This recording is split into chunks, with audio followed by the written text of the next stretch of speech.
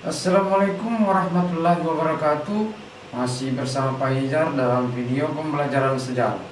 Pada video sebelumnya kita sudah belajar tentang Kerajaan Samudra Pasai dan Kerajaan Malaka. Pada kesempatan kali ini mari kita sama-sama belajar tentang Kerajaan Aceh. Silahkan kalian simak baik-baik. Kerajaan Aceh didirikan oleh Sultan Ali Muqayyad Shah pada tahun 1496.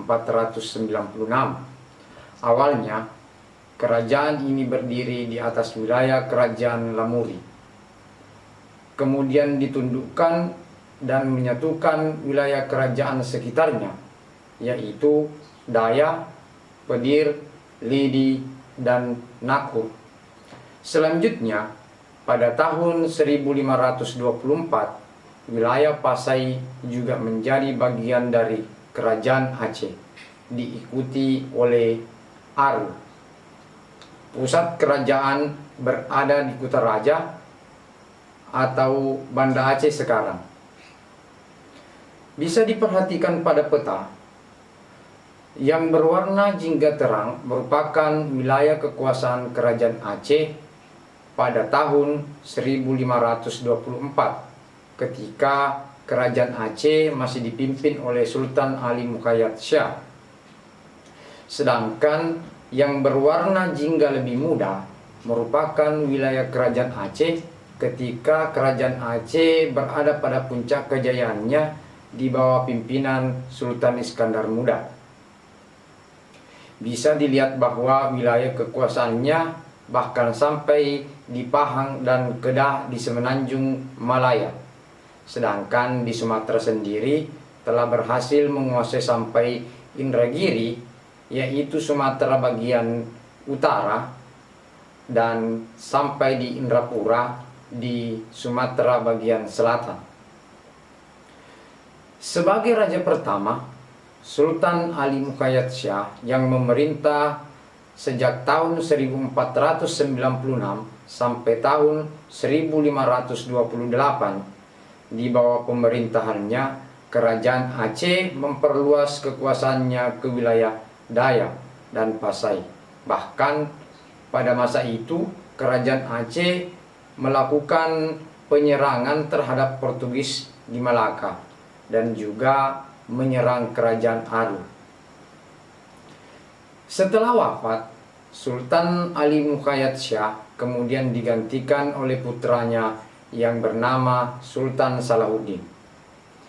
Ia memerintah sejak tahun 1528 sampai 1537. Selama menduduki takhta, Sultan Salahuddin tidak memperdulikan pemerintahan kerajaan, sehingga kerajaan yang diwariskan oleh ayahnya mulai goyah dan mengalami kemerosotan yang tajam. Karena masalah ini, Sultan Salahuddin kemudian digantikan oleh saudaranya, yaitu Sultan Alauddin Riayat Shah Al-Qahar. Ia memerintah pada tahun 1537 sampai 1568. Pada masa pemerintahannya, Sultan Alauddin Riayat Shah Al-Qahar melakukan berbagai bentuk perubahan dan perbaikan dalam segala bentuk pemerintahan. Pada masa pemerintahannya juga, Kerajaan Aceh melakukan perluasan kekuasaan dengan menyerang Malaka, namun gagal. Tetapi tetap berhasil menduduki Kerajaan Aru. Pada masa ini, Kerajaan Aceh juga masih mengalami masa suram. Hal ini diakibatkan bahwa adanya pemberontakan di dalam negeri, juga terdapat perebutan kekuasaan di dalam kerajaan. Setelah Sultan Alauddin Riayat Shah Al-Qahar berselang 39 tahun, sejak tahun 1568, nanti pada tahun 1607 muncullah raja besar sekaligus yang membawa Kerajaan Aceh kepada puncak kejayaannya, yaitu Sultan Iskandar Muda. Namun di selang waktu 39 tahun tersebut, bukannya tidak ada raja yang memimpin kerajaan Aceh, namun akan tetapi raja yang memimpin tersebut tidak cukup informasi yang kami peroleh untuk menjelaskannya. Namun kali ini saya akan mencoba menelusuri raja-raja yang memimpin selama 39 tahun setelah Sultan Alauddin Riyad Shah Al-Qahar sampai pada pemerintahan Sultan Iskandar Muda. Ya, adapun raja-raja yang memimpin di antara kepemimpinan keduanya adalah raja setelah Sultan Alauddin Riyad Shah Al-Qahar adalah putranya sendiri, yaitu Sultan Husain Ali Riyad Shah, memerintah sejak tahun 1568 sampai 1575. Berikutnya dilanjutkan oleh saudaranya, yaitu Sultan Sri Alam yang berkuasa tahun 1575 sampai 1576. Meskipun sebenarnya penerus Sultan Husain Ali Riyad Shah bukan saudaranya yaitu Sultan Sri Alam, melainkan adalah putranya yang bernama Sultan Muda. Namun sebelum Sultan Muda naik tahta, ternyata dia terbunuh. Akibatnya yang menggantikan Sultan Husain Ali Riyad Shah adalah Sultan Sri Alam. Setelah Sultan Sri Alam, raja selanjutnya adalah Sultan Zainal Abidin, berkuasa dari tahun 1576 sampai 1577. Ia merupakan cucu dari Sultan Alauddin Riyad Shah Al-Qahar.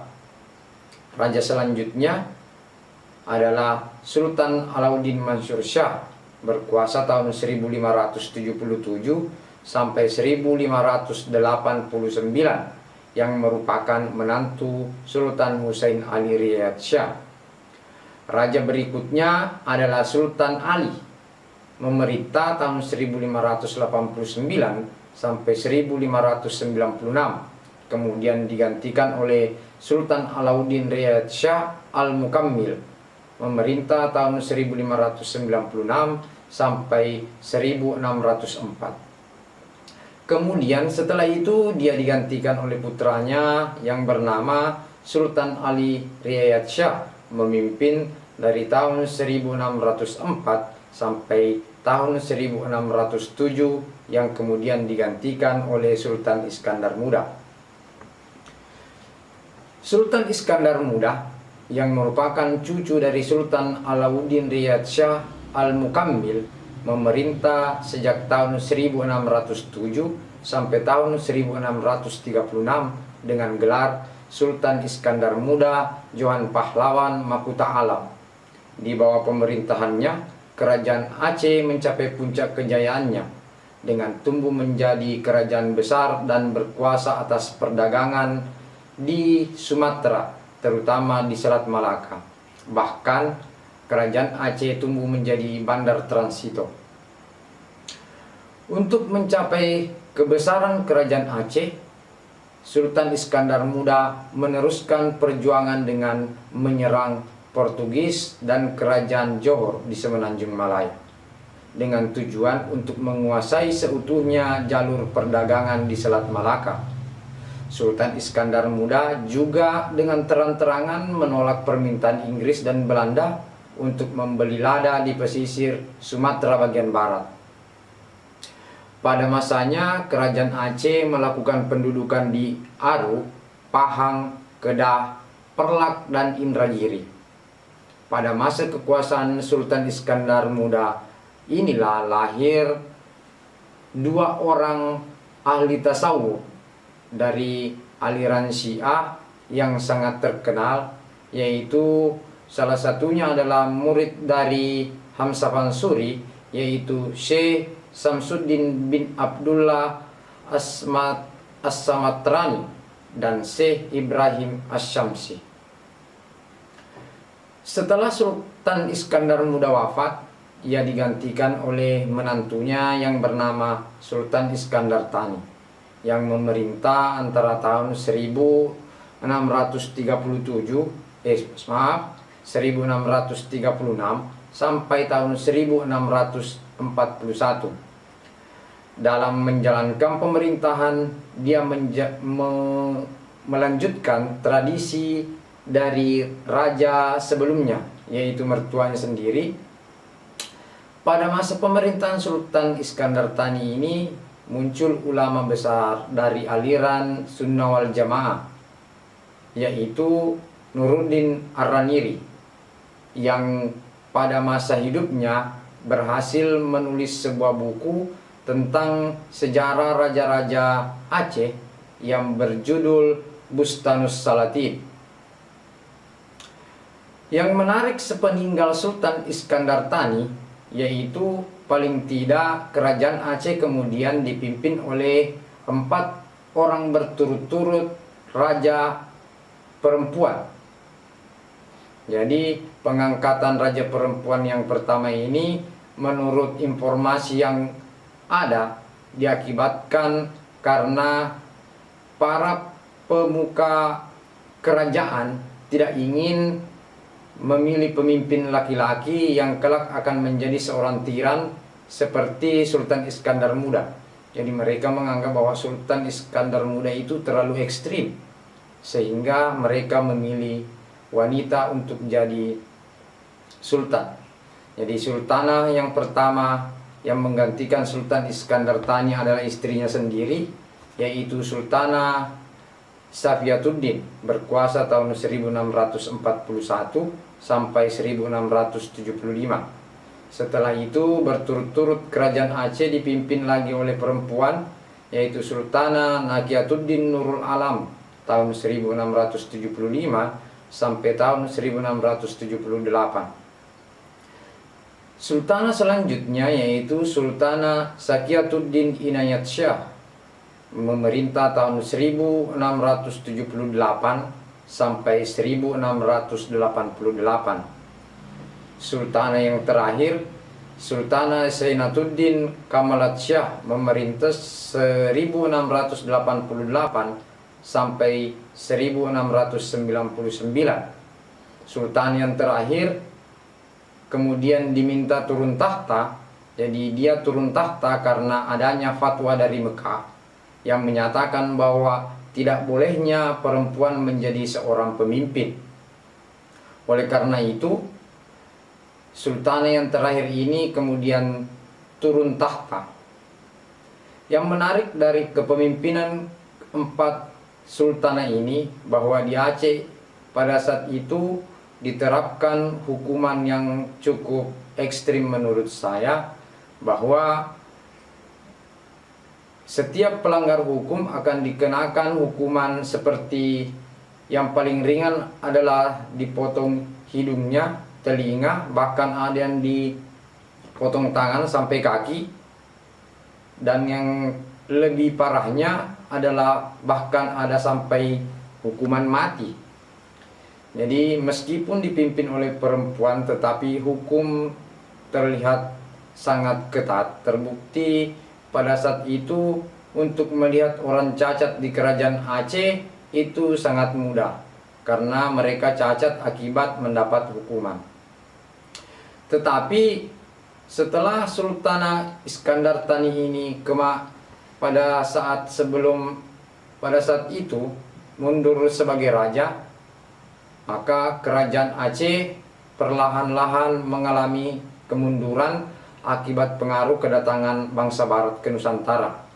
Selanjutnya Raja Aceh yang memimpin kerajaan Aceh pada saat itu berturut-turut, mulai dari Sultan Badrul Alam Syarif Hasim Jamaluddin 1699 sampai 1702 sebagai pengganti Sultanah Zainatuddin Kamalat Syah.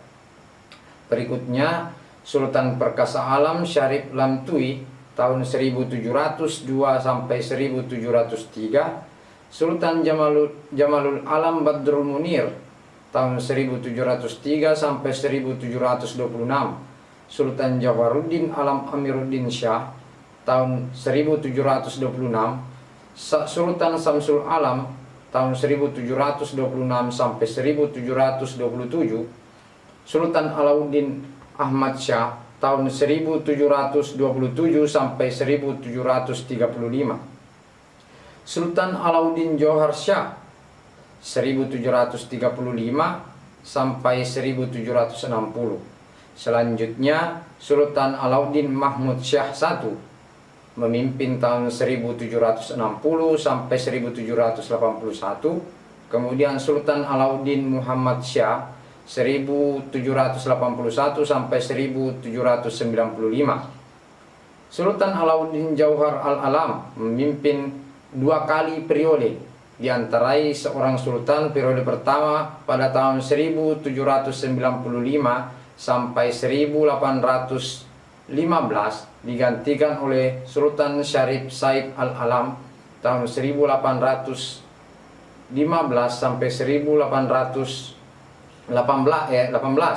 Kemudian kembali memimpin Sultan Alauddin Jauhar Al-Alam tahun 1818 sampai 1824. Kemudian digantikan oleh Sultan Muhammad Daud Shah I dari tahun 1824 sampai 1838. Kemudian Sultan Sulaiman Ali Iskandar Shah 1838 sampai 1857. Kemudian Sultan Alauddin Ibrahim Mansur Shah dari tahun 1857 sampai 1870. Lalu Sultan Alauddin Mahmud Shah II memimpin dari tahun 1870 sampai 1874. Setelah Sultan Alauddin Mahmud Shah II ini, sampailah pada masa kerajaan Aceh dipimpin oleh Sultan Muhammad Daud Shah II yang memerintah sejak tahun 1874 sampai 1903 sebagai raja terakhir kerajaan Aceh. Pada masa pemerintahannya, kerajaan Aceh terus mendapat tekanan dari Belanda sampai pada akhirnya pada tanggal 10 Januari 1903 Sultan Muhammad Daud Shah II ditangkap dan diasingkan ke Ambon.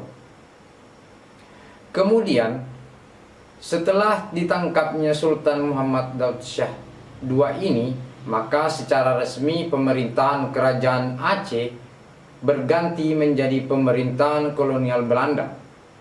Kemudian Sultan Muhammad Daud Shah II ini setelah diasingkan di Ambon kemudian dipindahkan ke Batavia tanggal 6 Februari 1939 sampai di Batavia sampai akhirnya ia wafat di tahun yang sama di Batavia. Demikian sekelumit sejarah tentang kehidupan politik kerajaan Aceh sejak awal berdirinya di bawah kepemimpinan Sultan Ali Muqayyad Shah sampai pada akhirnya dipimpin oleh Sultan Muhammad Daud Shah II akibat serangan Belanda. Sekarang kita akan lanjut bagaimana kehidupan ekonomi kerajaan Aceh. Sebagaimana kerajaan-kerajaan maritim lainnya, kerajaan Aceh juga memiliki sektor mata pencarian utama adalah perdagangan. Sektor perdagangan sangat maju, ditambah dengan berhasil ditaklukkannya Pedir yang kaya akan lada putih. Kemakmuran dengan kekayaan yang melimpah digunakan oleh kerajaan Aceh untuk membiayai keperluan angkatan bersenjata. Selain lada dan emas, komoditas perdagangan di Aceh adalah minyak tanah dari Deli, belerang dari Pulau W dan Gunung Selawe, kapur dari Singkil, kapur barus dan menyan dari Barus, sutra dari Banda Aceh. Selain sektor perdagangan, masyarakat Aceh juga bermata pencarian di sektor kelautan dan pertanian. Di bidang sosial budaya, pada masyarakat Aceh terdapat 2 golongan. Golongan yang pertama adalah golongan bangsawan yang memegang kekuatan sipil disebut golongan Teuku, dan golongan ulama atau agama disebut golongan Tengku. Kedua golongan tersebut seringkali saling berselisih yang mengakibatkan pada melemahnya kerajaan Aceh. Di dalam golongan agama sendiri terdapat perselisihan antara aliran Syiah dan Sunnah wal Jamaah. Aliran Syiah berkembang pada masa pemerintahan Sultan Iskandar Muda karena aliran ini dilindungi oleh kerajaan, sebab salah satu penasihat kerajaan beraliran Syiah. Pada masa ini muncul ulama besar dari golongan Syiah. Katakanlah seorang bernama Hamzah Mansuri bersama muridnya Samsuddin bin Abdullah Asmaratrani. Namun, sepeninggal Sultan Iskandar Muda, pada masa kepemimpinan Sultan Iskandar Thani, aliran Sunnah wal Jamaah berkembang, sehingga pada masa tersebut muncullah ulama besar dari aliran ini, yaitu Nuruddin Ar-Raniri, yang menulis sebuah buku yang berjudul Bustanus Salatin, yang berarti Taman Raja-Raja.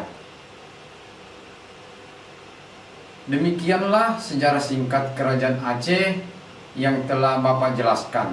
Untuk menambah wawasan kalian tentang Kerajaan Aceh, kalian silahkan mengumpulkan informasi dari sumber-sumber yang lain, baik itu sumber di internet maupun buku-buku bacaan yang lain. Sekian, salam jas merah. Assalamualaikum warahmatullahi wabarakatuh.